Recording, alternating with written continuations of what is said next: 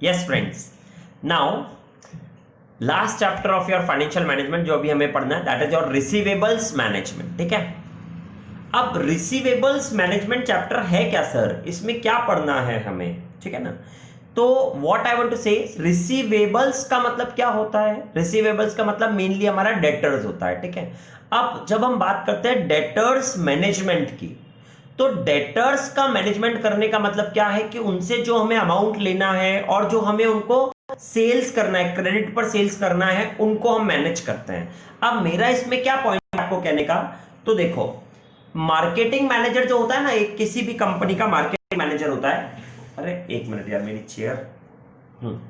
Yes, तो किसी भी कंपनी का जो मार्केटिंग मैनेजर होता है, वो मार्केटिंग मैनेजर क्या करता है, उसका काम होता है कि वो क्रेडिट पर वो अपनी सेल्स बढ़ाए। मार्केटिंग मैनेजर का मेन पर्पस क्या है कि सेल्स बढ़ाए। अब वो सेल्स कैसे बढ़ाता है? वो बोलता है क्रेडिट पर जम के माल बेचो। ठीक है, बट क्रेडिट कितना भी देंगे अगर ये ऐसा चलेगा क्या? नहीं चलेगा। क्यों? क्योंकि ये डिसीजन लेता है फाइनेंस मैनेजर कि कितने पीरियड का हम उसको क्रेडिट अलाउड करेंगे।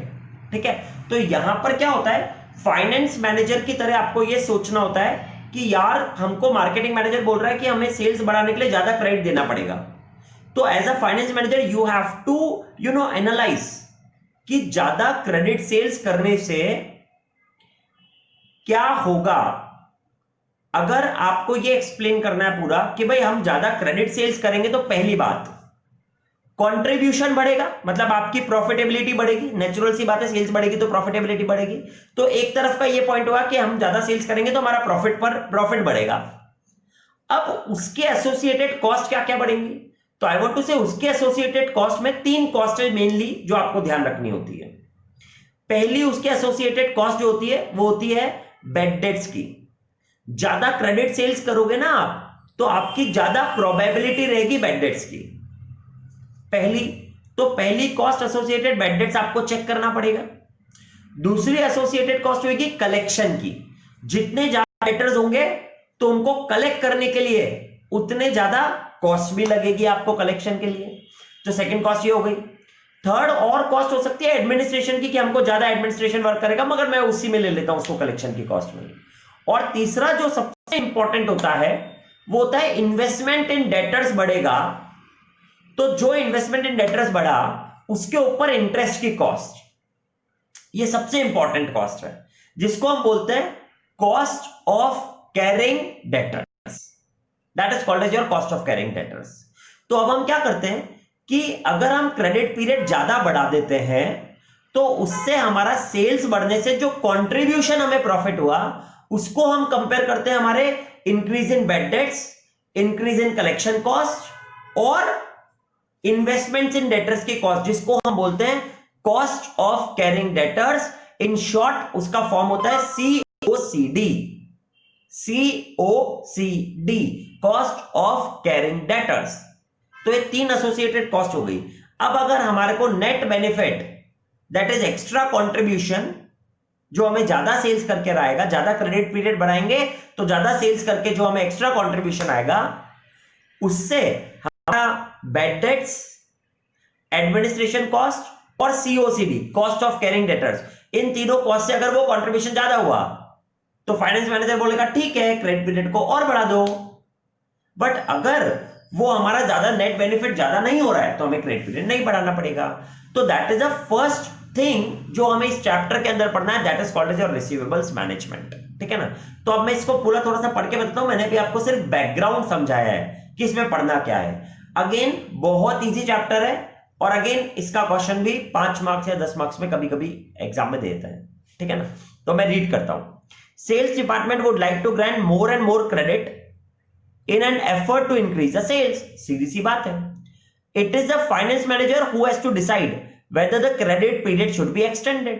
हाँ, a credit policy decision is a trade off between, trade off मतलब जो मैंने अभी आपको बताया, trade off between additional sales and cost of carrying debtors। Additional sales मतलब जो एडिशनल कंट्रीब्यूशन मिलेगा, और cost of carrying debtors.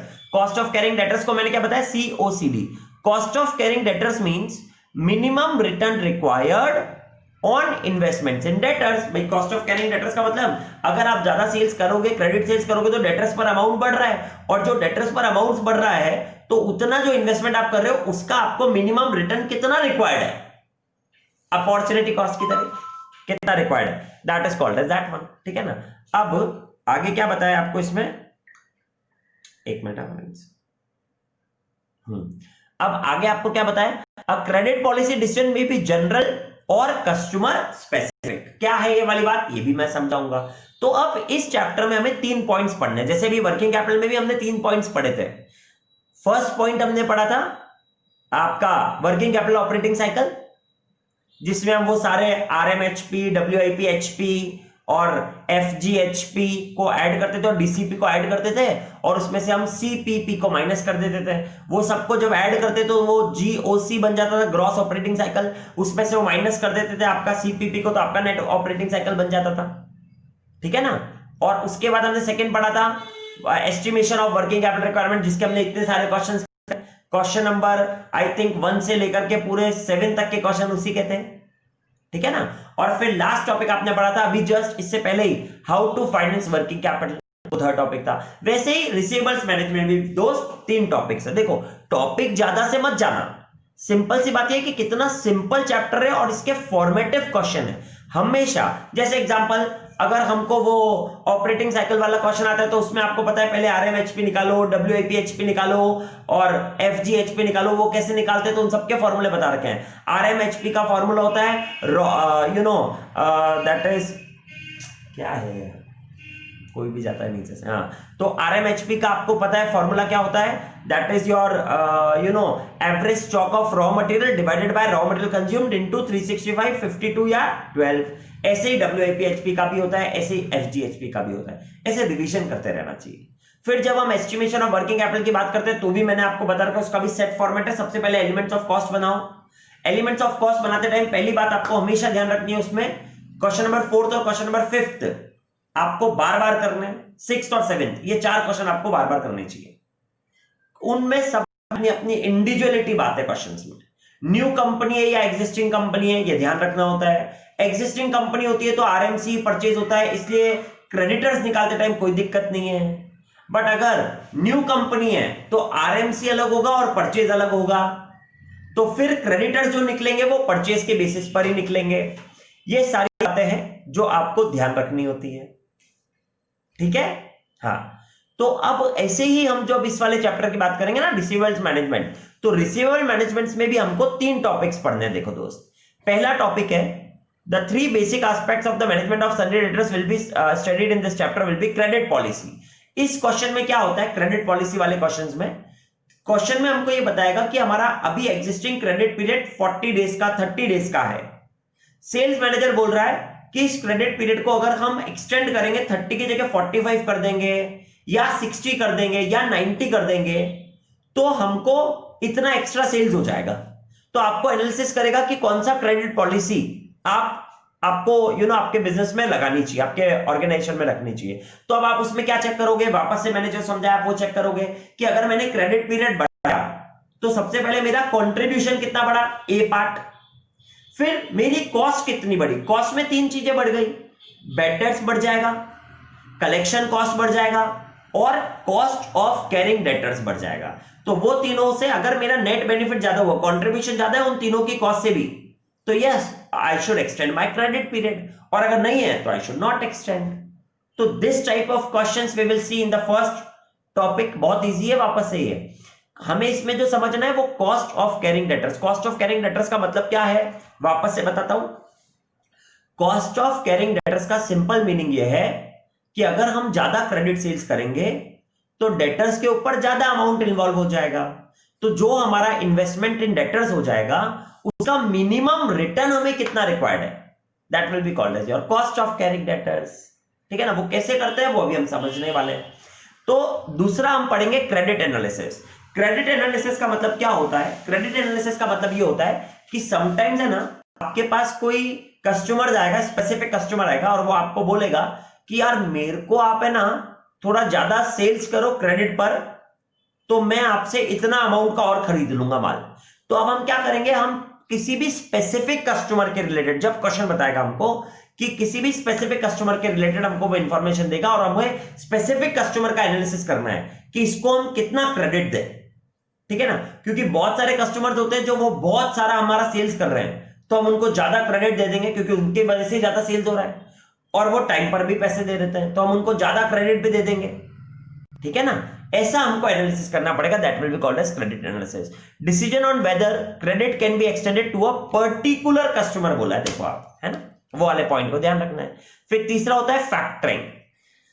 Factoring topic जब आएगा जब समझाऊंगा, मगर इसका बहुत सिंपल सा बात है कि हम क्या करते हैं, हम हमारे जो डेटर्स हैं उनके कलेक्शन की रिस्पॉन्सिबिलिटी किसी एक अनदर पर्सन को दे देते हैं, who is called age factor, और फिर हम उसकी सर्विसेज के लिए या तो हम उसको पूरे डेटर्स को ही सोल्ड कर देते हैं और उससे सर्टेन अमाउंट ले लेते हैं, या फिर हम उससे सर्विस लेते हैं और उसको उसके ऊपर कमीशन दे देते हैं। तो वो भी हम एनालिसिस करेंगे कि हम फैक्टरिंग भी कर सकते हैं क्या, फैक्टरिंग एग्रीमेंट्स होते हैं, बहुत अच्छा टॉपिक है, लास्ट में आएगा, बाद में समझाऊंगा। अभी हम सबसे पहले दो टॉपिक पर एनालिसिस करेंगे और दो में से भी पहले पर ही करेंगे, दैट इज क्रेडिट पॉलिसी।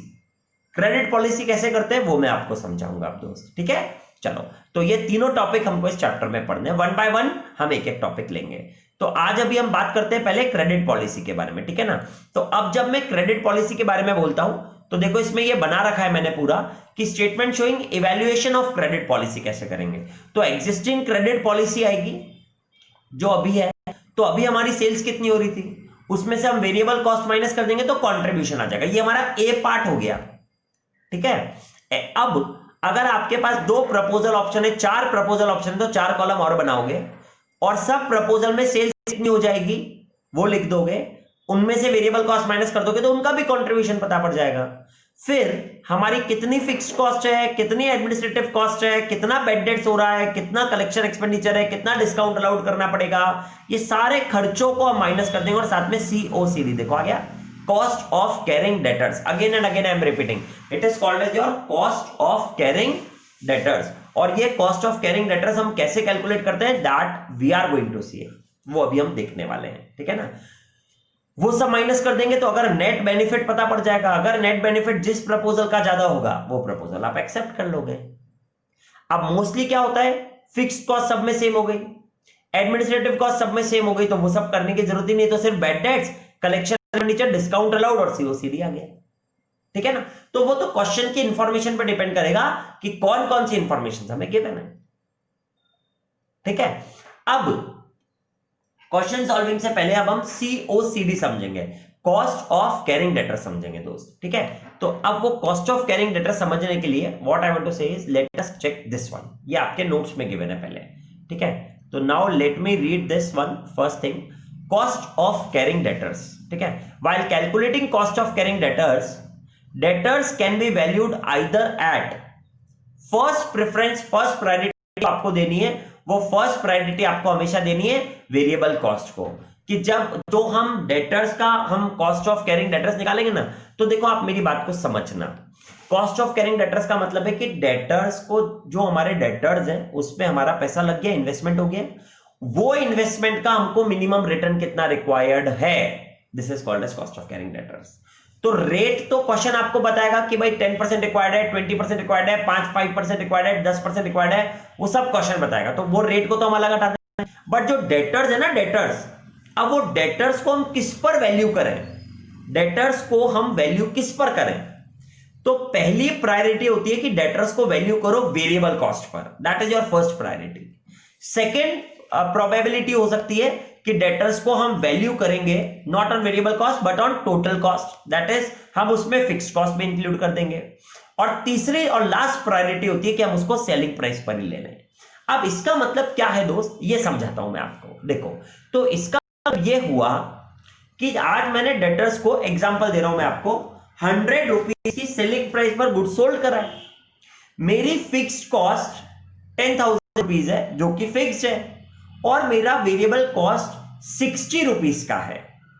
तो दोस्त 100 रुपए के डेटर्स को जब मैं सोल्ड कर रहा हूं, सपोज मैंने उसको 1000 यूनिट सोल्ड कर दिए, तो 1000 इंटू 100, 1 रुपए का मेरा डेटर्स हो गया। 1,00,000 मेरा इन्वेस्टमेंट हो गया डेटर्स पर, एक तरीके से का अमाउंट दिख रहा है तो। बट दोस्त मेरे को एक बात समझाओ ना आप, क्या मेरा इन्वेस्टमेंट 1,00,000 हुआ है? नहीं, एक्चुअल में तो मेरा इन्वेस्टमेंट, उसमें जो वेरिएबल कॉस्ट है सिर्फ वही हुआ है, क्योंकि फिक्स्ड कॉस्ट तो अगर वो सेल्स नहीं भी होता तो भी आती, यानी मेरे को फिक्स्ड कॉस्ट तो उस डेटर्स के इन्वेस्टमेंट में इंक्लूड करना ही नहीं चाहिए। तो मेरा जो इंक्लूजन हुआ है डेटर्स के ऊपर वो सिर्फ 60,000 का हुआ है, 60,000 का दोस्त। समझ में आई आपको ये बात कैसे?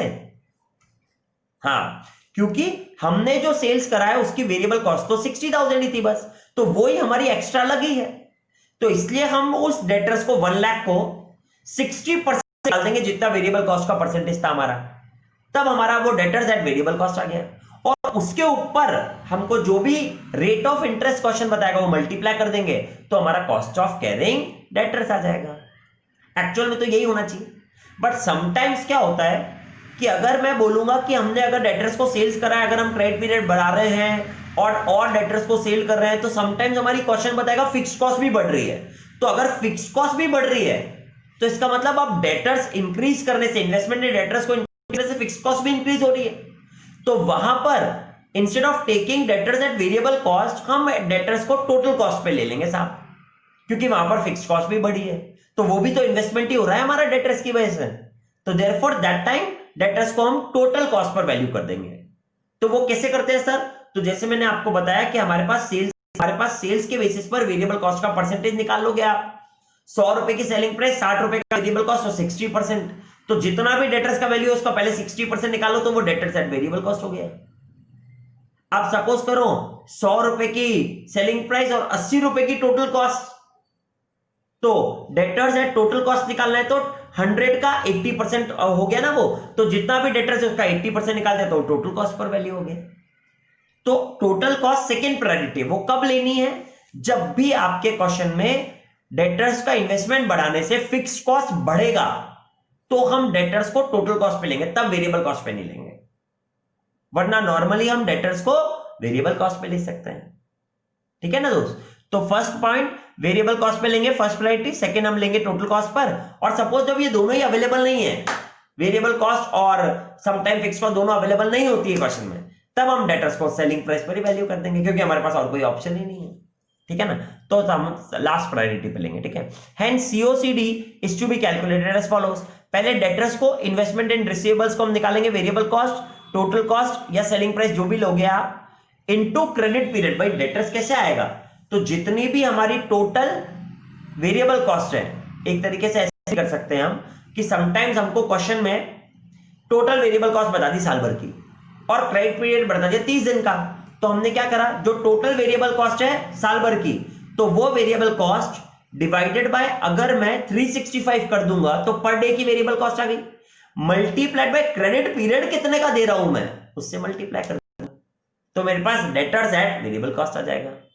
या टोटल कॉस्ट साल भर की आई, डिवाइड बाय 365 कर दिया, मल्टीप्लाइड बाय जितना क्रेडिट पीरियड है वो कर दिया, तो मेरे पास डेटर्स एट टोटल कॉस्ट आ जाएगा। और सेम ऐसे सेलिंग प्राइस हो गया, total sales divide by 365 into credit period जितना भी दे रहा हूं। तो पहले तो मैं डेटर्स निकालूंगा, इन्वेस्टमेंट्स इन रिसीवेबल्स निकालूंगा, उसको डेटर्स बोलते हैं। पहला पॉइंट होता है सीओसीडी में, तो ये variable cost total divide by 365, 52 या 12 इनटू क्रेडिट पीरियड, जो क्वेश्चन बताएगा कि डेटर्स को 30 दिन का क्रेडिट पीरियड है, 45 डेज का क्रेडिट पीरियड है, कितने का क्रेडिट पीरियड है, तो उस हिसाब से पहले मैंने डेटर्स का इन्वेस्टमेंट निकाल लिया। और फिर उसको मैं सीओसीडी की जो रेट गिवन होगी, COCD is means that interest lost due to investment in receivables, जो भी सीओसीडी क्वेश्चन हमको देगा उससे मल्टीप्लाई कर देंगे, तो हमारे पास कॉस्ट ऑफ कैरिंग डेटर्स आ जाएगा। ठीक है, ये वाली बात ध्यान रखनी है।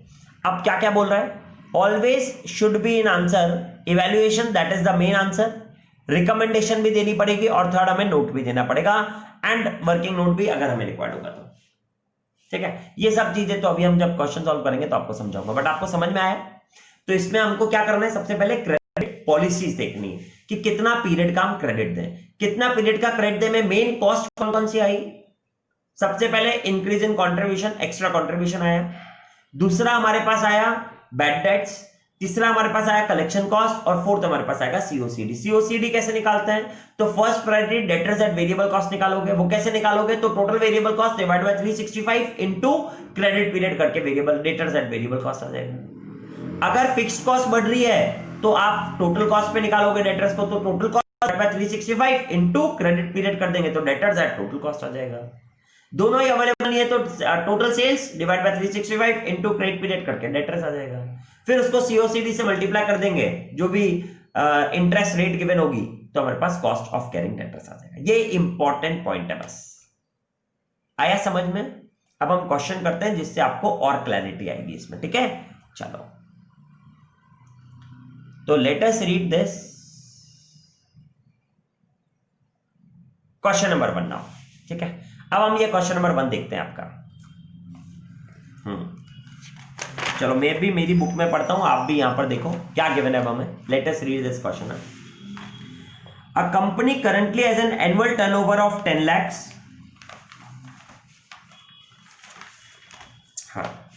A company currently has an annual turnover of rupees 10 lakhs and an average collection period of 45 days. ये तो currently है। The company wants to experiment with the more liberal credit policy। दो तरीके की पॉलिसी होती है। लिबरल मतलब और क्रेडिट पीरियड बढ़ाना, और स्ट्रिग्नेंट मतलब और स्ट्रिक्ट करना, कम करना क्रेडिट पीरियड को, ठीक है? तो ये दोनों पॉइंट्स आते हैं। A company wants to experiment with a more liberal credit policy on the ground that increase in collection period will generate additional sales। इसका मतलब ये बोल रहा है कि वो लिबरल पॉलिसी कर रहा है कि हम जब अगर ज्यादा करेंगे तो हमारा इंक्रीज इन कलेक्शन पीरियड की वजह से हमारी ज्यादा सेल्स बढ़ेगी। From the following information kindly indicate which of the policy you would like the company to adopt। तो that has been given in the question, right? Okay, so now let us see this question number 1।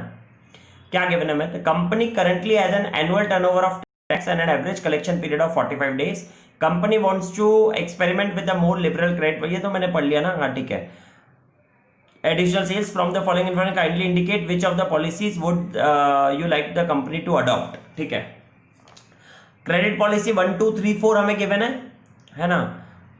ठीक है, credit policy हमें 1 2 3 4 given है, जिसमें increase in collection period हमें दे रखा है। Yes, सो अब हम इस क्वेश्चन में जो हमने रीड कर लिया, तो नाउ वी विल सी। देखो, अब आप इसमें आपको ये दे रखा है कि ये 10 lakhs है और एवरेज कलेक्शन पीरियड 45 डेज है, और company experiment with a more liberal credit policy on the ground that collection period generally additional sales. Information दे रखी है, क्रेडिट पीरियड पॉलिसी आपको 1 2 3 4 बताया कि अगर आप इंक्रीज करोगे कलेक्शन पीरियड को 15 डेज, तो आपका जो सेल्स है वो 50,000 रुपए से बढ़ जाएगा। परसेंटेज ऑफ डिफॉल्ट यानी बैड डेट 2% रहेगा। अगर आप क्रेडिट पॉलिसी 30 डेज से बढ़ाओगे तो 80,000 से सेल्स बढ़ जाएगा और परसेंटेज ऑफ डिफॉल्ट 3% हो जाएगा। ये 40 डेज से बढ़ाओगे तो 1 लाख रुपीस का सेल्स बढ़ेगा और 4% परसेंटेज ऑफ डिफॉल्ट हो जाएगा। 60 डेज से बढ़ाओगे तो 125 सेल्स इंक्रीज होगा, 6% का बैड डेट्स हो जाएगा, परसेंटेज ऑफ डिफॉल्ट मान लो। The selling price of the product is 5 and average cost per unit at current level is ₹4 and the variable cost per unit is ₹3। Okay. The current bad debts loss is 1% and the required rate of return on investment, ये जो required rate of return on investment है ना, ये cost of carrying debtor COCD के लिए rate है आपके पास, that is 20%। A year can be taken to compromise of 360 days। Okay, 360 days का year मान करके चलना है। अब आपको ये एनालिसिस करना है इस क्वेश्चन में। दे आर आस्किंग कि आपको ये एनालिसिस करके बताना है, kindly indicate which of the policy would you like the company to adopt. कौन सी पॉलिसी कंपनी को अडॉप्ट करनी चाहिए? तो जैसा मैंने आपको बताया, क्रेडिट पॉलिसी को हमें चेक करना है। तो अब दोस्त, क्रेडिट पॉलिसी चेक करने के ना दो तरीके होते हैं, दो बेसिस होते हैं। एक, जैसे हमने वर्किंग कैपिटल में पढ़ा था, दो बेसिस, टोटल बेसिस और कैश कॉस्ट बेसिस, वैसे ही क्रेडिट पॉलिसी को चेक एनालिसिस करने के लिए दो बेसिस होंगे, टोटल बेसिस और cash cost basis. No, cash cost basis नहीं होगा इसमें होगा टोटल बेसिस और इंक्रीमेंटल बेसिस। क्या होता है वो बाद में देखेंगे। पहले टोटल बेसिस वाली बात समझते हैं हम। अरे यार, ये बहुत शोर मचाते हैं यहाँ पर नीचे, लॉकडाउन है तो भी बहुत पब्लिक घूम रही है। चलो ठीक है, तो अब हम बात करते हैं इस वाले क्वेश्चन को कैसे सॉल्व करना है। तो फ्रेंड्स, सबसे पहले जैसे हमने ऊपर स्टेटमेंट देखा था वैसा ही स्टेटमेंट बनाएंगे हम, statement showing analysis of credit policy, और आगे लिखेंगे टोटल बेसिस। अब इसमें आप क्या करोगे, तो देखो दोस्त, सबसे पहले हम सेल्स की बात करेंगे। तो अब हम इसमें कॉलम कितने बनाएंगे, तो इसमें बनेंगे पहले पर्टिकुलर्स का कॉलम, फिर दूसरा कॉलम आपका बनेगा that will be your current policy. Current policy 45 days की है, तो 45 डेज एग्जिस्टिंग पॉलिसी बोलो या करंट पॉलिसी, और फिर प्रपोजल्स। तो फर्स्ट प्रपोजल अभी हम टोटल बेसिस पे बना रहे हैं, तो यहां पर इंक्रीज को नहीं देखना है, टोटल कितने डेज का मांग रहा है वो क्रेडिट, तो 45 plus 15 60 days, 45 plus 30 75 days, 45 plus 40 85 days, और 45 प्लस 60 105 डेज। तो हम ये 4 कॉलम एक्स्ट्रा और बना लेंगे, तो आपके टोटल कॉलम हो गए 5 प्लस 1 6 कॉलम।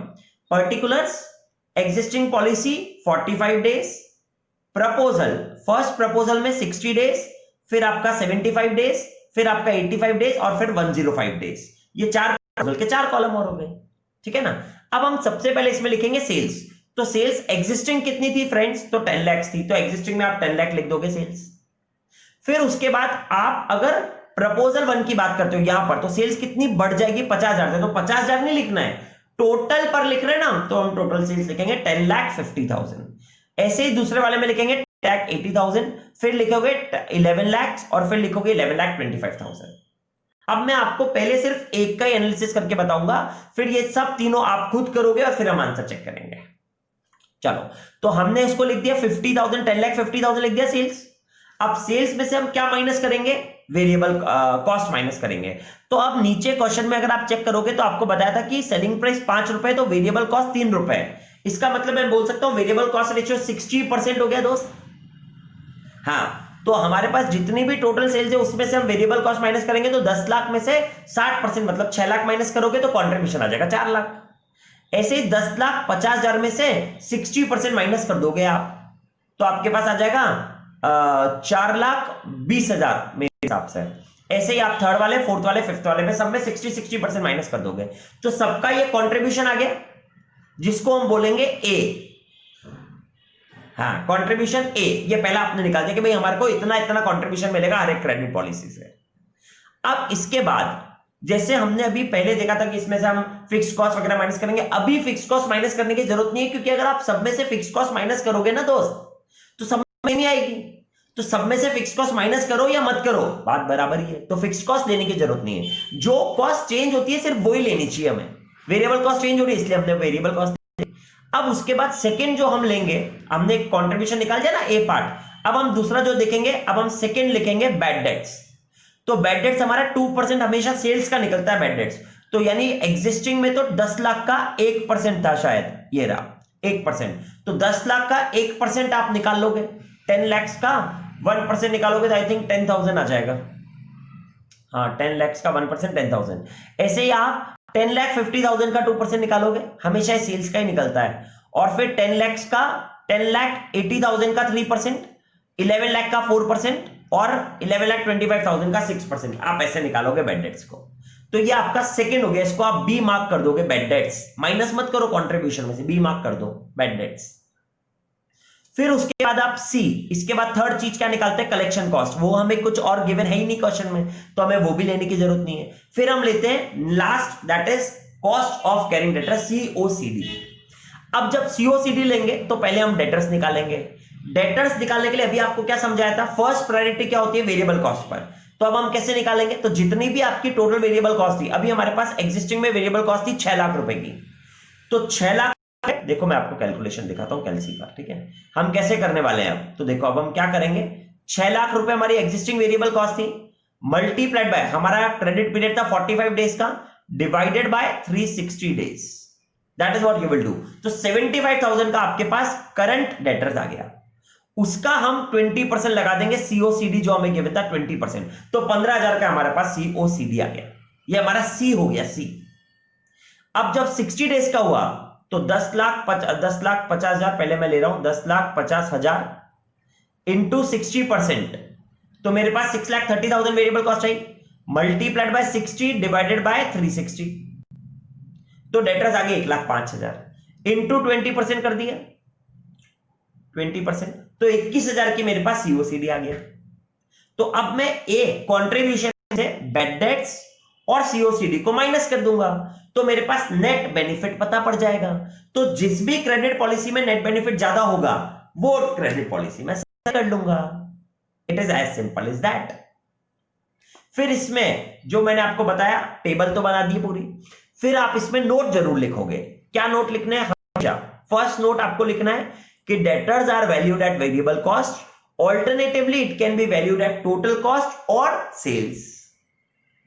ठीक है ना? First note you have to do. और second note that calculation has been done on total basis. ये हम दो बातें बता देंगे। आ गई आपको बात समझ में? मैं आपको आंसर दिखवाता हूं आप। ठीक है, yes, if you will check this answer ना, देखो आप सबसे पहले ये आंसर को हम यहां पर चेक करते हैं अब। तो yes, if you will check this answer now, evaluation of credit policy total basis लिखा है। क्रेडिट पॉलिसीज जो मैंने बताया पर्टिकुलर्स का कॉलम, फिर एग्जिस्टिंग, फिर 1 2 3 4। अब हमने इसमें क्रेडिट पीरियड भी लिख दिए इन डेज। आप ऐसा का ऐसा ही बनाना पूरा फॉर्मेट, एक बार फॉर्मेट देखोगे हर बार आपको आ जाएगा आगे। तो पहले क्रेडिट पॉलिसी लिखते हैं एग्जिस्टिंग, प्रपोजल 1 2 3 4, फिर क्रेडिट पीरियड लिखते हैं इन डेज में 45 60 75 85 और 105। ये क्यों लिखे? क्योंकि हम टोटल बेसिस पे बना रहे हैं। फिर हमने टोटल में सबसे पहले क्रेडिट सेल्स लिख दिया सबका, देखो, माइनस वेरिएबल कॉस्ट 60% कर दिया, तो हमारे पास कॉन्ट्रीब्यूशन आ गया जिसको हमने ए वैल्यू कर दिया। ठीक है ना? एक बार जब आपने कंट्रीब्यूशन को ए वैल्यू कर दिया, कंट्रीब्यूशन को ए वैल्यू कर दिया, तो ये आपके पास कंट्रीब्यूशन आ गया सबका। फिर आपने सेकंड बैड डेट्स निकाला, जो भी परसेंटेज गिवन था 1% 2% 3% 4% 5 6%। तो 10 लाख का 1% 10,000, 10 लाख 50,000 का 2% 21,000। ये मैंने आपको बता ही दिया था। ऐसे आप निकाल दोगे सारी सेल्स का। समझ में आया? फिर हमने इसमें लिया सीओसीडी। सीओसीडी में सबसे पहले आपने निकाला डेटर्स। डेटर्स कितना निकाला? देखो 75,000। कैसे आया ये? 6 लाख इंटू 45 डिवाइड बाय 360 करके। ऐसे ये 1,05,000 जो मैंने आपको बताया था, 6,30,000 इंटू 60 अपॉन 360 करके। ऐसे ये 27, ऐसे ये सब आ गया। जैसे आपने डेटर्स निकाल दिए थे, फिर वो सॉरी 1,05,000 जो निकाला था आपने ना, जैसे आपने डेटर्स निकाला था, फिर आपने उसका सीओसीडी एट द रेट ऑफ 20% जो क्वेश्चन में गिवन था वो निकाल दिया 15,000। फिर दिस और फिर नेट प्रॉफिट निकाल दिया। नेट प्रॉफिट मतलब नेट बेनिफिट जिसको हम बोलेंगे, जिसमें से हमने कंट्रीब्यूशन में से ये दोनों चीज माइनस कर दी, तो हमारे पास ये आंसर आ गया। अब जो भी आंसर सबसे ज्यादा आ रहा है, तो आप देख रहे हो 60 डेज का सबसे ज्यादा आ रहा है, तो हमारी रिकमेंडेशन आ गई that the company should adopt proposed policy number 1 of 60 days credit as a profit is maximum. फिर हमने इसमें वर्किंग नोट बना के बता दिया सेलिंग प्राइस माइनस कॉस्ट 3, तो 60% हो गया। फिर नोट बता दिया debtors are valued at variable cost, alternatively it can be valued at average cost और सेल्स। और फिर हमने सेकंड असम्पशन ले लिया all sales are on credit basis. ये दो असम्पशन ही आपको हमेशा फॉलो करते हुए चलने दो। चलो नाउ लेट अस सी क्वेश्चन नंबर 2। सेम ऐसे ही क्वेश्चन आएगा। अच्छा, अभी क्वेश्चन नंबर 1 की एक बात रह गई हमारी, हमने जो करा वो हमने भी करा टोटल बेसिस पर। ठीक है, अब मैं इसको सेम आपको दिखाऊंगा इंक्रीमेंट बेसिस पर। तो इंक्रीमेंट बेसिस पर क्या होता है ना, पहले मैं दिखा देता हूं। ये दोनों बेसिस पर हम कर सकते हैं, टोटल बेसिस भी, इंक्रीमेंट बेसिस भी, जो आपको आसान लगे आप वैसा करके देखो। इंक्रीमेंट बेसिस पर क्या होगा, तो आप पहले ये क्रेडिट सेल्स तो पूरा ही लोगे, ठीक है, या तो ये पूरा लो, या फिर आप डायरेक्टली सिर्फ इंक्रीज इन सेल्स ले लो। ये 10 लाख का ये 50,000 हुआ ना, तो हम पहले लिख देंगे इंक्रीज इन सेल्स, तो यहां 50,000, 80,000, 1 लाख और 1,25,000 जो गिवन था, और उसका डायरेक्टली 40% का कंट्रीब्यूशन निकाल दो, तो आपको इंक्रीज कंट्रीब्यूशन अपने आप आ जाएगा। या फिर आप पूरा सेल्स माइनस वेरिएबल कॉस्ट करके कंट्रीब्यूशन निकालो, फिर आप इसके बाद एक और कॉलम बनाओ इंक्रीज इन कंट्रीब्यूशन, तो यहां 20,000 आ गया, और मैं 50,000 का 40% निकालता तो भी 20,000 ही आता। ठीक है, तो मैं डायरेक्टली भी कर सकता हूं, जो मैं आपको बता रहा हूं, सेल्स को डायरेक्टली पीवी रेशियो से मल्टीप्लाई करके कंट्रीब्यूशन निकाल दो, तो वो आपका डायरेक्टली इंक्रीज इन कंट्रीब्यूशन पता पड़ गया आपको। ऐसे ही फिर आप directly increase in bad debts तो आपको निकालना ही पड़ेगा। 10,000 और ये 21,000 है, वो तो आपको सेल्स का निकालना ही पड़ेगा। तो पहले 10,50,000 का ये निकाला, तो बैड डेट्स तो पहले पूरा लिखना पड़ेगा, ये ध्यान रखना, पहले बैड डेट्स टोटल वाला ही आएगा, क्योंकि वो डायरेक्टली 2% आप किसका निकालोगे, इसलिए आपको ध्यान रखना पहले वो अमाउंट में निकालना पड़ेगा। तो पहले पूरा बैड डेट्स लिखो, फिर आप इंक्रीज इन बैड डेट्स लिख दो। इंक्रीज इन बैड डेट्स यहां पर 11,000, यहां पर 10 से इसको कंपेयर करोगे तो 22,400, फिर इसमें कंपेयर करोगे तो 34,000, और इसमें कंपेयर करोगे तो 57,500। ऐसे आपका इंक्रीज इन बैड डेट्स आ गया। इंक्रीज इन कंट्रीब्यूशन आ गया, इंक्रीज इन बैड डेट्स आ गया। सेम मैनर में पहले पूरा सीओसीडी निकालो, फिर इंक्रीज इन सीओसीडी देना, या फिर डेटर्स का इंक्रीज निकाल देना और उसका 20% लगा दो, भी वो एक ही बात है। जैसे आपने 75 और 1,05,000 में कितना डिफरेंस आ रहा है? 30,000। 30,000 का 20% लगाओगे तो भी 6,000 आएगा, और सीओसीडी निकालने के बाद भी डिफरेंस लोगे तो भी 6,000 आएगा। तो हमने इसमें इंक्रीज निकाले। इंक्रीमेंटल कभी कभी काम भी आता है। कोई बोलेगा सर टोटल वाला करो, मगर इंक्रीमेंटल समझ के रखो, आगे काम आएगा इंक्रीमेंटल भी। कभी कभी कोई क्वेश्चन सिर्फ इंक्रीमेंटल से ही सॉल्व कर पाओगे, क्योंकि तो इसलिए ध्यान रखना चाहिए। तो पहले हमने कंट्रीब्यूशन निकाल दिया, समझ में आ गया इंक्रीमेंटल। ऐसे बैड डेट्स निकालो, फिर इंक्रीमेंटल निकाल दो, और फिर ऐसे डेटर्स को इंक्रीमेंटल निकाल करके सीओसीडी निकाल दो, या पहले पूरा सीओसीडी निकाल के इंक्रीमेंटल निकाल दो। फिर ये जितना इंक्रीज इन कंट्रीब्यूशन माइनस, वो तो माइनस ही करना है, तो वही नेट बेनिफिट पता पड़ जाएगा। तो एक्स्ट्रा बेनिफिट कितना हो रहा है वो आंसर आ जाएगा। जिसमें ज्यादा एक्स्ट्रा बेनिफिट है वो आंसर आ गया। इसको दिखा भी देता हूं मैं आपको, देखो पेज नंबर 2 पे था ये। Evaluation of credit policy incremental basis पर कैसे बनाया मैंने? सबसे पहले वो तो पूरा एज इट इज कॉलम तो बना ही दिए। क्रेडिट सेल्स लिखा, वेरिएबल कॉस्ट माइनस करा, कंट्रीब्यूशन आया, और फिर इसका डिफरेंस ले लिया इंक्रीज का। 4 लाख और 4,20,000 का 20,000, 4,32,000 और 4 लाख का 32,000, ऐसे मैंने इंक्रीमेंटल निकाल दिया। फिर ऐसे बैड डेट्स निकाला, फिर इंक्रीमेंटल निकाल दिया। फिर ऐसे डेटर्स एंड वेरिएबल कॉस्ट निकाला, फिर उसका इंक्रीमेंटल डेटर्स निकाला, और फिर सीओसीडी निकाल दिया। फिर माइनस कर दिया मैंने 20,000 माइनस 11 और माइनस 6, तो 20 माइनस 11 माइनस 6 3,000। फिर दूसरा भी आ गया। तो इसमें सबसे ज्यादा बेनिफिट मुझे इंक्रीमेंटल फर्स्ट में नहीं आ रहा है, तो ही मेरा आंसर है। तो हम इंक्रीमेंटल भी कर सकते हैं और टोटल भी कर सकते हैं। क्वेश्चन में समटाइम्स सिर्फ इंक्रीमेंटल की इंफॉर्मेशन होगी ना दोस्त, इसलिए फिर इंक्रीमेंटल करना पड़ेगा। इसलिए मैं आपको अभी दोनों सिखा रहा हूं। धीरे धीरे पढ़ो चैप्टर को, अच्छे से पढ़ो। मगर चलो आगे समझ में आपको पूरा अच्छे से। हम क्वेश्चन नंबर 2 पर जा सकते हैं ना। आपने सॉल्व कर लिया, क्लियरिटी आई थोड़ी सी? हाँ, फॉर्मेटिव चैप्टर है, वापस समझा देता हूं आपको ये, है ना। चलो क्वेश्चन नंबर 2 पर आते हैं अब हम। Late us read this now. H Limited has a present annual sales of 10,000 units at rupees 300 per unit. The variable cost is rupees 200 per unit and the fixed cost amounted to rupees 3 lakh per annum. The present credit period allowed by the company is 1 month. Company is considering a proposal to increase the credit period to 2 months and 3 months and has made the following estimates. ठीक है, credit policy existing में 1 month है, propose में 2 months और 3 months है। Increase in sales existing dash है, फिर propose में 15% और 30% है। फिर परसेंटेज ऑफ बैड डेट्स 1%, 3%, 5%, हमेशा टोटल का निकलता है ये, ठीक है। उसके बाद there will be increase in the fixed cost by 50,000 on account of increase in sales beyond 25% of present level. जैसे इंक्रीज इन फिक्स्ड कॉस्ट बता दिया तो डेटर्स को याद चाहिए आपको फटाफट से दिमाग में कि डेटर्स को हमें किस पर वैल्यू करना है, डेटर्स को हमें टोटल कॉस्ट पर वैल्यू करना है। क्योंकि जब भी इंक्रीज इन फिक्स्ड कॉस्ट होगा तो debtors will be valued at total cost, not at variable cost. ऐसी बातें याद रखो। चलो अब company plans on a pre tax return of 20% on the investment receivable. हमेशा हमें प्री टैक्स ही चाहिए, दैट इज 20%। आपका आंसर है COCD। You are required to calculate the most profitable credit policy for the company. Most profitable, most paying नहीं, most profitable credit policy of the company. वापस से same question है दोस्त, करवा देता हूं, मेरा तो काम है करवाना बट आप भी ट्राई करो, आपसे भी हो जाएगा क्वेश्चन ये, ठीक है। तो सबसे पहले इस बार अब हम क्या करने वाले हैं, तो अगेन इस वाले क्वेश्चन में हम वापस से बनाएंगे statement showing evaluation of credit policy on total basis, क्योंकि क्वेश्चन में कुछ नहीं बोला है तो हम टोटल बेसिस ही ले लेंगे। अब जब आप लोगे तो आप इसमें 4 कॉलम बना लोगे। Particulars that is credit policy लिखोगे सबसे पहले, फिर क्रेडिट पॉलिसी में एग्जिस्टिंग 1 मंथ टू एग्जिस्टिंग में तो 1 मंथ आ गया क्रेडिट पीरियड में, फिर वापस वहां पर लिखोगे प्रपोजल 1, प्रपोजल 2 और उसमें 2 मंथ्स और 3 मंथ्स। फिर अब हम यहां पर लिखेंगे सबसे पहले सेल्स। तो जब आप एनुअल सेल्स लिखोगे तो उसमें 10,000 यूनिट इंटू 300 कर दोगे तो that will be I think 30 lakhs। Variable cost is 200 per unit, तो 200 इंटू 20 लाख, तो 10 लाख आ गया आपके पास, ठीक है ना। इस बार फिक्स्ड कॉस्ट भी माइनस करनी पड़ेगी, हाँ, क्योंकि वो भी बढ़ रही है ना आपकी, तो इस बार हम कॉन्ट्रीब्यूशन में से फिक्स्ड कॉस्ट भी माइनस करेंगे साथ में, हाँ, क्योंकि वो बढ़ रहा है तो हम फिक्स्ड कॉस्ट भी साथ में माइनस कर देंगे। तो आप fixed cost amounted to 3 lakh per annum वो भी माइनस कर दोगे, तो आपके 10 लाख माइनस 3 लाख तो 7 लाख का आपके पास प्रॉफिट आ गया एग्जिस्टिंग में। अब आप 2 मंथ्स वाले के लिए लोगे तो 15% से सेल्स बढ़ जाएगी। तो अभी आपकी सेल्स हो रही थी 30 लाख, 30 लाख का 15% निकाल लोगे, वो बढ़ा दोगे आप, तो 30 लाख का 15% होता है 4,50,000, तो वो 34,50,000 हो जाएगी। फिर उसमें से आप जैसे ही वही वापस आपको करना है, ये सब माइनस कर दोगे 200। नंबर ऑफ यूनिट्स लेकर के भी कर सकते हो, ये आप थोड़ा कैलसी का काम है, आप चाहते हो मेरे से करवाना ले लो यार, ठीक है सर पूरी फीस दिए पूरा पढ़ा दो, ठीक है पढ़ा देते हैं यार, चलो ठीक है।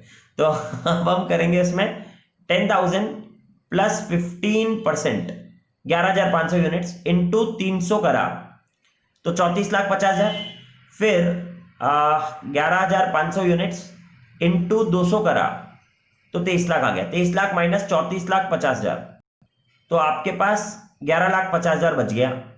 और 11,50,000 minus 3 lakh, 11,50,000 minus fix cost 3 lakh, तो 8,50,000 आ गया। ठीक है, तो यहां तक तो समझ में आ गया आपको, 8,50,000 प्रॉफिट आ गया। क्या बोला था, increase in fix cost on account of increase in sales beyond 25%। तो सेल्स अभी 15% ही बढ़ रही है, इसका मतलब यहां तो नहीं होगा फिक्स कॉस्ट इंक्रीज, बट यहां पर हो जाएगा नेक्स्ट वाले में। तो वहां पर नेक्स्ट वाला करते टाइम आप 10,000 का 30% और ऐड कर देंगे ना, तो 10,000 प्लस 30%, तो 13,000 इंटू 30, 100, 300, तो 39 लाख। ठीक है, और 39 लाख माइनस 26 लाख, तो 13 लाख ही बच गया। ये 13 लाख ही बच गया, अरे इंटू 100 कर देता हूँ यार, हाँ 13 लाख ही बच गया। 13 लाख माइनस 3 लाख और 50,000 साथ में, तो 3,50,000 लेस कर दोगे आप, 3,50,000, तो 9,50,000 आपके पास प्रॉफिट बच जाएगा। चलो यहां तक समझ में आया, ठीक है। अब हम इंक्रीज इन बैड डेट्स भी ले लेंगे, परसेंटेज ऑफ बैड डेट्स भी, मतलब तो 1% आप ले लोगे पूरे 30 लाख का, फिर आप 3% ले लोगे 34,50,000 का, फिर आप 5% ले लोगे 39 लाख का, तो आपके पास बैड डेट्स भी आ जाएगा। ठीक है, बैड डेट्स आने के बाद अब हम निकालेंगे इसमें, आई बिलीव और कुछ नहीं है तो सीओसीडी निकालेंगे। इस बार सीओसीडी डेटर्स जो निकलेगा वो निकलेगा टोटल कॉस्ट पर। तो आपके पास वेरिएबल कॉस्ट और फिक्स कॉस्ट दोनों है, दोनों को ऐड कर दोगे आप। तो जो आपने 7 लाख का प्रॉफिट निकाला था पहले, उसमें जो 30 लाख का था, तो आई बिलीव 7 लाख का प्रॉफिट है तो 23 लाख की कॉस्ट थी, तो 23 लाख मल्टीप्लाइड बाय 20% कर दोगे आप। ऐसे ही फिर जब आप सेकंड वाला लोगे तो जितने भी आपका प्रॉफिट बचा था वो माइनस करके ले लोगे आप डिफरेंस, और वो डेटर्स आ गया, सॉरी अरे क्या गलती कर दी मैंने, 23 लाख तो आपके पास टोटल कॉस्ट चाहिए, तो 23 लाख इंटू 1 डिवाइड बाय 12 कर देना।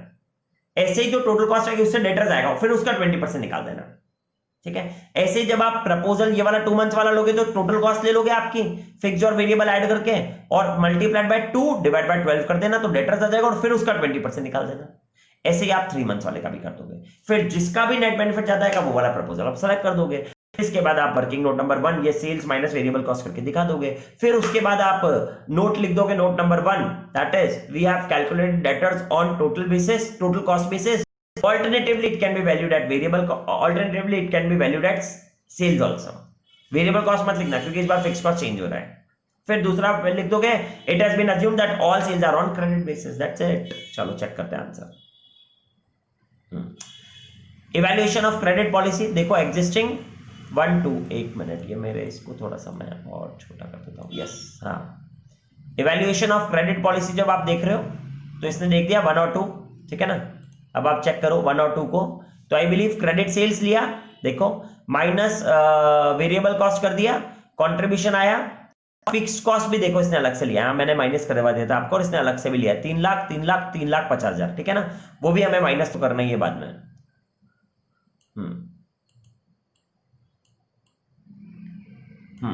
तो इसने वो भी माइनस कर दिया बाद में, देखो। फिर बैड डेट्स आया, सी लिया इसने, बैड डेट्स भी निकाल दिया 1%, 3%, 5%, वो टोटल सेल्स का। फिर सीओसीडी निकाला तो डेटर्स को टोटल कॉस्ट पे लिया है, वेरिएबल प्लस फिक्स कॉस्ट पे लिया है, इनटू क्रेडिट पीरियड अपॉन 12 करके ये आ गए, और फिर सीओसीडी निकाल दिया। फिर इसने नेट प्रॉफिट निकाल दिया, तो जो 1 मंथ का ज्यादा आ रहा है तो recommendation company should adopt proposal policy 1, ठीक है। फिर इसने वर्किंग नोट 1 भी बता दिया, और since sales has increase 25% then fix cost has increase by 50,000, वो भी हमने लिख करके बता दिया, दैट्स इट। इसका वो भी दिखाता हूं ना आपको, ये रहा रिकमेंडेड नोट्स, ये रहे notes. All sales are assumed to be on credit and debtors are valued at total cost. Alternatively, they can be valued either at, ये variable cost wrong है, valued at sales year का option. तो ये आपका question number 2 भी हो गया। समझ में आ रहा है? यस चलो let us move to the next question. अब ये सारे क्वेश्चन ऐसे ही चलेंगे, अभी 3, 4, 5, 6 सब ऐसे ही चलेंगे आपके। तो let us read this question number 3 now. A company has a sales of rupees 10 lakhs, average collection period 50 days, bad debts losses 6%, sales and collection expenses of 10,000। इस बार एक अलग से एक्सपेंस आया, collection expense of 6,000, cost of funds 15% per annum, company has 2 alternative collection program, average collection period reduced to 40 days और second है 30 days, bad debts losses reduced to, अच्छा अगर हम रिड्यूस कर रहे हैं इस बार स्ट्रिगनेंट क्रेडिट पॉलिसी आ गया आपका, ठीक है ना। तो bad debts losses reduce to 4% of sales और 3% ऑफ सेल्स, कलेक्शन एक्सपेंसेस 20,000 बढ़ गए कलेक्शन एक्सपेंसेस और 30,000 ऑफ कॉस्ट बढ़ेंगे। Evaluate which programme is viable. तो इस बार हमको थोड़ा अपोजिट करके देखना है, ठीक है ना। तो अब हम क्या देखेंगे इसमें, company has a sales of 10 lakhs, average collection period is 50 days, bad debts losses of 6% of sales and collection expenses of 10,000, cost of funds का मतलब सीओसीडी की बात है। Company has 2 alternative collection program, average collection period reduce to 40 days 30 days। तो अब आप इसमें वापस से वही लिखोगे, statement showing evaluation of credit policy, ठीक है। एक मिनट अब आप इसमें एज इट इज वही लिखोगे, इवैल्यूएशन ऑफ क्रेडिट पॉलिसी, ठीक है ना। Evaluation of credit policy you will write yes, और उसमें वापस से इवैल्यूएशन ऑफ क्रेडिट पॉलिसी में वापस से वही credit existing, proposal 1 proposal 2, credit period existing का क्रेडिट पीरियड 50 days, फिर उसका 40 और 30 days, ठीक है। अब हम वापस से स्टार्ट करेंगे इसमें। सबसे पहले आप लोगे क्रेडिट सेल्स ही, क्रेडिट सेल्स आपको इस क्वेश्चन में पहला 10 लाख ही दे रखा है, एंड आई बिलीव आपको इसमें रिडक्शन इन सेल्स नहीं बताया, कुछ भी नहीं बताया ना। तो आई बिलीव हमें सिर्फ क्रेडिट सेल्स ही लिखना है इस बार, हमें कंट्रीब्यूशन दे ही नहीं रखा है क्वेश्चन में, इंक्रीज और डिक्रीज सेल्स बता ही नहीं रखा है। तो इसका मतलब वो तो कुछ आएगा नहीं, ए वाला तो आपका आएगा नहीं, तो डायरेक्टली बी बनाओगे आप। बी क्या बनाओगे, बैड डेट्स बनाओगे, क्योंकि बैड डेट्स हमें गिवन है। तो आई बिलीव हम बैड डेट्स बनाएंगे, तो पहले में तो आप 10 लाख का 6% ले लोगे, ठीक है ना, और फिर दूसरे वाले में आप 10 लाख का 4% लोगे, और फिर तीसरे वाले में आप 10 लाख का 3% लोगे। तो ये सेकंड बन गया आपका बैड डेट्स।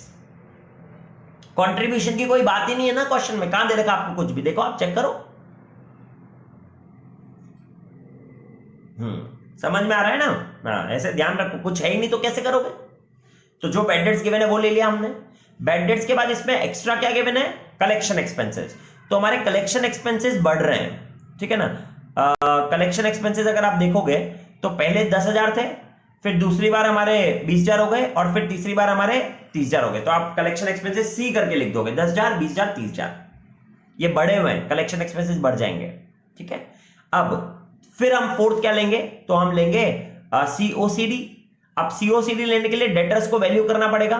तो इस बार डेटर्स के लिए कोई और इंफॉर्मेशन आई नहीं, तो डेटर्स को किस पर लोगे आप, डेटर्स को सेल्स पर ही लेना पड़ेगा, कोई और इंफॉर्मेशन आई नहीं आपके पास यार। तो when you will take debtors at sales, I believe पहले में 10 लाख इंटू 50 डिवाइड बाय 365 कर देंगे, दूसरे में 10 लाख इंटू 40 डिवाइड बाय 365, तीसरे में 10 lakh into 30 divide by 365। That is what you will do. तो आपके पास डेटर्स भी आ जाएगा, और वो जो डेटर्स आया सेलिंग प्राइस पर उसका 15% लगा दोगे तो सीओसी भी आ जाएगा। अब इस वाले क्वेश्चन में ध्यान क्या रखना है, अब हमें सर कैसे चेक करेंगे।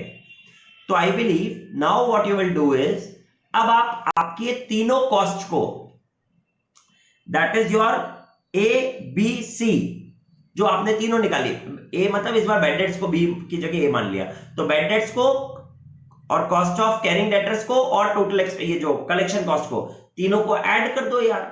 और ये तीनों को ऐड करके अगर आपकी किसी पॉलिसी में, स्ट्रिक्टेंट पॉलिसी में 1 और 2 में करने पर ये कम आ रही है कॉस्ट आपकी, तो जहां कॉस्ट कम हो गई वहां हमारे सेल्स बढ़ गई या प्रॉफिट बढ़ गया ना अपने आप, तो वो वाला सेलेक्ट कर देंगे। तो इस टाइप से भी आ सकता है आपको ये। तो हमने तीनों कॉस्ट निकाल दी, इस बार कॉन्ट्रीब्यूशन ही नहीं था क्योंकि, तो वो तीनों कॉस्ट निकाली, ऐड करा, जो कॉस्ट कम आ गई अगर, तो हम हमारी क्रेडिट पॉलिसी को कम कर देंगे, स्ट्रिक्ट कर देंगे, 40 डेज या 30 डेज कर देंगे। That will be your answer. तो आप ये क्वेश्चन नंबर 3 में चेक कर सकते हो। क्रेडिट सेल्स गिवन थी, एज इट इज लिख दी।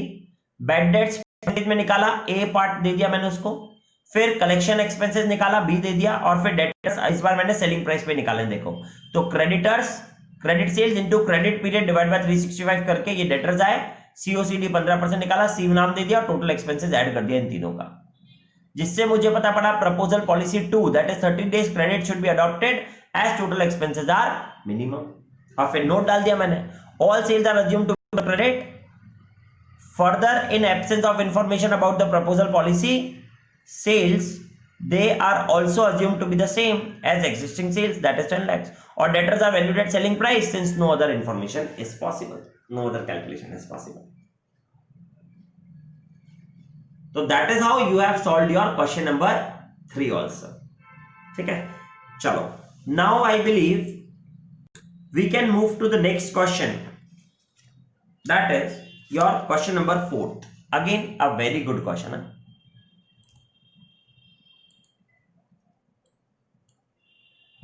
चलो let us move to this question number 4 now.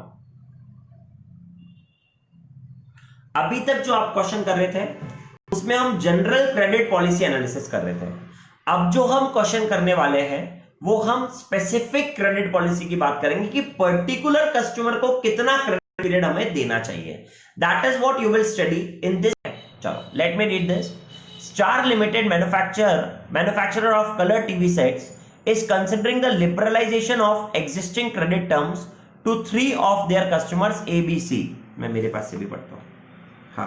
Star Limited manufacturers of color TV sets are considering the liberalization of existing credit terms to 3 of their customers ABC. The credit period and likely quantity of TV sets that will be lifted by the customers are as follows. They have given us quantity lifted, number of TV sets sold, that is credit period in number of days 0, 30, 60, 90। तो A जो है ना वो 1000 ही लेता है, हम उसको कितना भी क्रेडिट पीरियड दे, ये दे रखा है आपको A के लिए। A को जब हम देते हैं ना तो ये quantity lifted number of TV sets को आप एक साथ लिखना, ये बीच में लाइन नहीं आएगी, यहाँ पर ये जो लाइन गिवन है आपके नोटबुक में, मतलब आपके नोट्स में, वो कट कर देना। Quantity lifted number of TV sets एक साथ है ये, और A B C तीनों अलग अलग है बस, मगर ये ऐसा नहीं है कि quantity A lifted B number of TV set C, ऐसा नहीं है। ये quantity lifted number of TV sets एक साथ लिखा हुआ है, तो आप उसको प्लीज सही कर लेना। तो credit period number of days में 0, 30, 60, 90 तीन कस्टमर्स की बात कर रहे हैं हम A B C की। तो A को हम कितना भी क्रेडिट पीरियड दे, 0 दे, 30 दे, 60 दे, 90 दे, वो 1000 यूनिट्स ही परचेज करता है। तो अगर ऐसा होगा तो I want to ask you, आप कितना क्रेडिट पीरियड दोगे? कॉमन सेंस से बोलो, कॉमन सेंस से। मैंने बोला कि मैं उसको 0 दूंगा तो भी वो 1000 खरीदेगा, 30 दूंगा क्रेडिट पीरियड तो भी 30 दिन का दूंगा तो भी वो 1000 खरीदेगा, 60 दूंगा तो भी वो 1000 खरीदेगा, 90 दूंगा तो भी वो 1000 खरीदेगा। तो कॉमन सेंस बोलता है कि यार इसको क्रेडिट दो ही मत ना। जब वो 0 डेज में भी 1000 खरीदा और 90 दिन में भी 1000 खरीदा तो उसको हम क्रेडिट देंगे ही नहीं, उसको हम 0 डेज का क्रेडिट देंगे। बात समझ में आ गई ना? हाँ। अब ऐसे ही हमको बी के लिए बोला, ये quantity lifted number of TV sets एक साथ ध्यान रखना है। अब बी के लिए बोला तो बी को 0 डेज देते हैं तो वो 1000 यूनिट लेता है, 30 दिन देते हैं तो 1500 ले लेगा, 60 दिन देंगे तो 2000 और 90 दिन देंगे तो 2500 ले लेगा। ऐसे ही नंबर ऑफ टीवी, ऐसे हम सी की बात करेंगे, sorry number of TV sets मत पढ़ना, सी पढ़ना। तो सी को अगर हम देंगे तो सी 0 और 30 डेज में तो बोलता है मैं कुछ भी नहीं खरीदूंगा, बट अगर आप 60 दिन का दोगे तो मैं 1000 खरीद लूंगा और 90 दिन का दोगे तो मैं 1500 खरीद लूंगा। ठीक है। अब द सेलिंग प्राइस पर TV set is ₹9000, the expected contribution is 20% of the selling price. तो अगर कॉन्ट्रीब्यूशन 20% है तो 80% इज योर वेरिएबल कॉस्ट। ठीक है ना। The cost of carrying debtors average 20% per annum, ये भी आपको बता दिया क्वेश्चन में। You are required to determine credit period to be allowed to each customer. यहां पर स्पेसिफिक पूछ रहा है, ए के लिए अलग देखो, बी के लिए अलग देखो, सी के लिए अलग देखो पहले। फिर दूसरा बोल रहा है assume 360 days in a year for calculation purpose. ठीक है। और दूसरा बोल रहा है what other problems the company might face in allowing credit period as determined in. तो कंपनी को क्या और डिफिकल्टी आ सकती है वो बाद में बात करेंगे, मगर पहले हम एनालिसिस करते हैं। तो हम ए के लिए जब बात करेंगे तो ए के लिए जब आपने एनालिसिस करा तो आप तो उसमें कुछ एनालिसिस बनाना ही नहीं, आपको डायरेक्टली लिखना है since A is not increasing sales units beyond 1000, therefore we will give him 0 credit period because he is taking 1000 quantity in all the credit periods, तो उसके लिए हम 0 ही देंगे। पहले तो ये सेलेक्ट हो गया। अब हम बात करेंगे बी के लिए। तो बी के लिए वापस से आप वही इवैल्यूएशन के 4 कॉलम बनाओगे, 5 कॉलम बनाओगे, 4 कॉलम बनाएंगे इस बार, 0, 30, 60, 90, और फिर वापस से वही सेल्स का कंट्रीब्यूशन निकाल लोगे आप। ये क्वांटिटी है और इसको सेलिंग प्राइस से मल्टीप्लाई कर दोगे तो 9000 का डायरेक्टली 20% निकाल दो। तो 9000 का 20% व्हेन यू विल कैलकुलेट, या फिर आप पूरा पूरा ही निकालो क्योंकि आपको वेरिएबल कॉस्ट डेटर्स के लिए भी चाहिए होता है। तो आप सेल्स भी पूरा लिखो, तो 9000 इंटू 1000 9000 इंटू 1500, 9000 इंटू 2000 और 9000 इंटू 2500, कैलकुलेटर का काम है। माइनस वेरिएबल कॉस्ट, 80% सबकी वेरिएबल कॉस्ट माइनस कर देना, तो कंट्रीब्यूशन सबका आ जाएगा। कंट्रीब्यूशन आने के बाद बी बनाओगे आप, इसमें बैड डेट्स तो नहीं, इसमें सिर्फ आपके पास एक ही कॉस्ट है, that is cost of carrying debtors. तो इसका मतलब आप बी लिखोगे तो उसमें सबसे पहले डेटर्स निकालोगे एट वेरिएबल कॉस्ट। तो जो वेरिएबल कॉस्ट निकाली मल्टीप्लाइड बाय 0/360, मल्टीप्लाइड बाय 30/360, 60/360 और 90/360 करके डेटर्स आ गए, और उसका 20% निकाल दिया, सीओसीडी आ गया। कंट्रीब्यूशन में से सीओसीडी माइनस कर दिया, आपके पास नेट बेनिफिट आ जाएगा। जो नेट बेनिफिट आपको सबसे ज्यादा दे रहा है उतना क्रेडिट पीरियड बी को देंगे। ऐसा ही सेम आप सी के लिए करोगे, बट सी के करने के लिए जाने के लिए सिर्फ 2 ही करने पड़ेंगे आपको, 60 डेज और 90 डेज। बोलो भाई, समझ में आ रहा है? हाँ, फ्लो में पढ़ते हो तो फ्लो में पढ़ाने का मजा भी अलग है। चलो, तो अब let us see the answer, यहां तक का पहले है ना। तो ये क्वेश्चन नंबर 4 पर आते हैं भैया हम। तो ये रहा आपके पास क्वेश्चन नंबर 4। तो determination of credit period to be allowed to each customer, ठीक है। अब बता दिया उसने, customer A should be given 0 days credit because irrespective of the credit period allowed to A he buys same number of TV set, that is 1000 unit, जो मैंने आपको बताया, ठीक है। अब बी के लिए बनाया तो वो आपने तीनों बना दिए, 30, 60, 90, 0, 30, 60, 90, सेल्स लिया, number of unit into selling price करके वेरिएबल कॉस्ट माइनस कर दिया 80%, तो कंट्रीब्यूशन आ गया, और सिर्फ सीओसीडी निकाल दिया आपने, माइनस कर दिया सीओसीडी एट द रेट ऑफ 20% करके नेट प्रॉफिट आ गया। ये सबसे ज्यादा 90 डेज का, तो बीकॉम 90 डेज का क्रेडिट दे देंगे। Same you will identify for C, ये आ गया कस्टमर सी का, 2 ही बना करके आपने चेक कर लिया। रिकमेंडेशन आ गई, customer C should be given 90 days credit, ये भी आ गया आपके पास, ठीक है। तो यहां तक तो हमने समरी बना दिया, कस्टमर ए को 0 दो, कस्टमर बी को 90, कस्टमर सी को भी 90। अब साहब क्वेश्चन के बी के आंसर पर आ जाते हैं। बी पार्ट जो आपसे पूछ रहा है, क्या पूछ रहा है sir? B part, what other problem the company might face in allowing credit period to determine in a above. तो आपने जो डिटरमाइन करा ए अबव, इसमें कंपनी को क्या अदर प्रॉब्लम्स आएगी? तो बहुत सिंपल सी बात है दोस्त, कि हम बी को अलाउ कर रहे थे 90 डेज के लिए 2500, या मैं बोल सकता हूं कि बी को हम 30 डेज, बी का हमने कितना सेलेक्ट करा था 90 डेज, तो वो 2500 यूनिट्स के लिए हम उसको 90 डेज देने, तो और सी को हम दे रहे 1500 के लिए 90 डेज। तो बी हमसे आके बोल सकता है कि यार मैं तो यूनिट ज्यादा परचेज कर रहा हूं, तो आप मेरे को भी 90 डेज के बियॉन्ड क्रेडिट दो।